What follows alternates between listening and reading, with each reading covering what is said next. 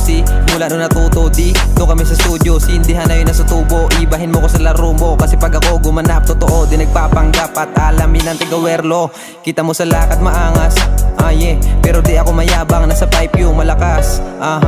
Kasi ako yung nagsalang, daming humarang pero pinas lang. Sarili lamang ang kinalaban, di ka kasali. Wag ka sumalang, di ka marunong, di ka pa maalam. Napakadami ng galit, buti na lang pinanganak ako mabait. Mga chikas palapit na palapit, gustong dumikit. Kasi daman na nila kung gano'ng kalupit. On the spot kung binibitawan, habang kayo naman mga estetik ang galawan. Di mo ko makikitahan na ang kahinaan, dapat nakarain pag gusto mo ko nasiraan. Iba talaga pag laking werlo, kahit hindi magdisa talagang sargo. Mga nandidi sarap, isa ako sarap pagpapaluin ang tubo sa ulo, Di ko pa sinasagad, kasi nga baka mamaya may umiyak. Mga banat ko daw ay wak palpak, pero ang totoo pumapalakpak. Di lang nila maamin, kasi pag sumabay sila sa akin nalanganin. Sure kain ng buhangin, yung mga talangka na ang laman ng ulo puro hangin. Basta gusto ko maging isa sa pinakamagaling.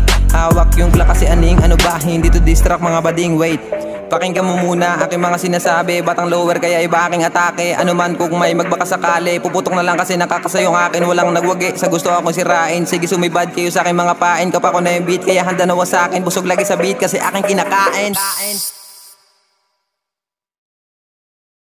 Teka lang muna, parang gusto ko ako naman na bumayo. Di ko na kailangan makapagsabayan sa mga mahina na katulad nyo. Kita-kita mo naman kung paano bumira pag ako nag-spit na mga linya. Talaga namang malinaw o hindi ba? Kahit di mo sabihin na lang ko na believe ka. O yan nakanganga ka na naman sa'kin, kasi yung bitakin na kinain. Mga ulam na sa kinakahain, ulo ng mga taong may galit sa'kin. Mga palihim na naninira at tumitira, mga taon na papansin. Huwag nyo na balaking ako ay sirain, dahil yun din naman ako kakayanin. Yun ay kung ako'y mapikon sa inyo, tustaduan lahat ng aabuso. Kahit sino pa kayo papastamin ko ng sto, huwag sa akin ang pangalan mo. Kaya mas maigi mag-isip ka muna bago dumikit sa pangalan ko. Laway ko'y lumliya pag ako ay tinutopak, lumiyo ka dahil baka madapuan ka nito.